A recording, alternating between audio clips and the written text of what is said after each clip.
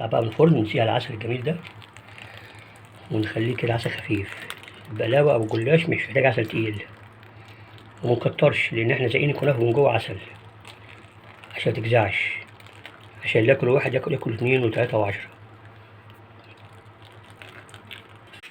بعد ما حمرنا الكنافة في معلقتين زبدة كبار اديناها ربع كوباية عسل عشان تبقى ايه مقرمشة وطعمها لذيذ من الداخل. خلصنا خلاص هنخش على الحشو. ردنا الجلاش بتاعنا وحاطين عليه كنافة، نبتدي بقى نلف الصوابع بتاعتنا، ناخدها كده بالراحة لوحدها كده بالراحة. هي كفاية ورقة واحدة ليه؟ لأن طول الورقة كبير فهتلم معانا وتتخن عن كده.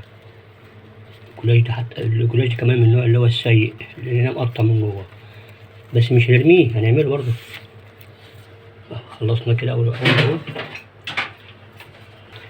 جبنا الصاج اللي موجود عندنا بتاع الفرن أو عندك صينية تانية ماشي مجراش حاجة، ودهناها سمنة ونرص فيه الجلاش. ممكن نرصه كده سليم وممكن نقطعه حسب ما تحب.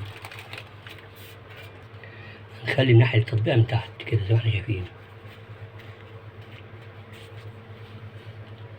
نحطها كده في أول الصاج ونكمل بقية الرص. نلف زي ما وريتكم ايه في اللي قبل ده، نلف كده زي ما قلنا ورقة واحدة. هو طول الجلاش ورقة الجلاش ورقة طويلة هيدينا سمك تخين، يعني مش لازم يعني ورقتين عشان تخلي، لا هي ورقة واحدة بس كفاية. بص مع طول الجلاشة أو الورقة هي تخينة. ونفس الموضوع نحطها في الصاج برضو، هنخلي ناحية اللف من تحت عشان ميفكش مننا. عشان هنقطع بقى الحجم اللي احنا عايزينه صغير أو كبير.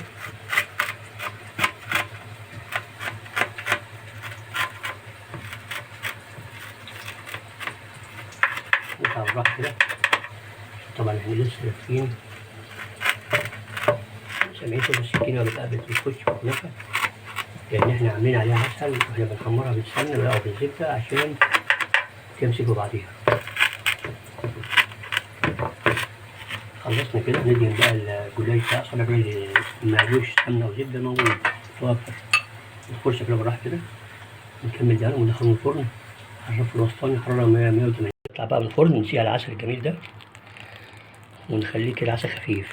البقلاوة أو الجلاش مش محتاج عسل تقيل، ومنكترش لأن احنا زاقين الكنافة من جوه عسل عشان متجزعش، عشان ياكل واحد ياكل 2 و3 و10. هتبقى بالشكل الجميل ده كده.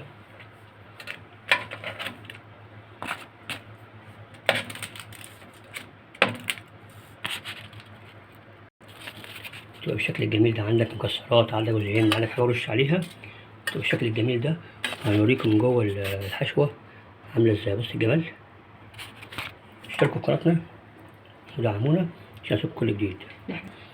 طبعا احنا حطينا العسل على الكنافة وهنقلبها في الزبدة عشان تبقى الحشوة متماسكة. اشتركوا في قناتنا ودعمونا عشان يوصلكم كل جديد.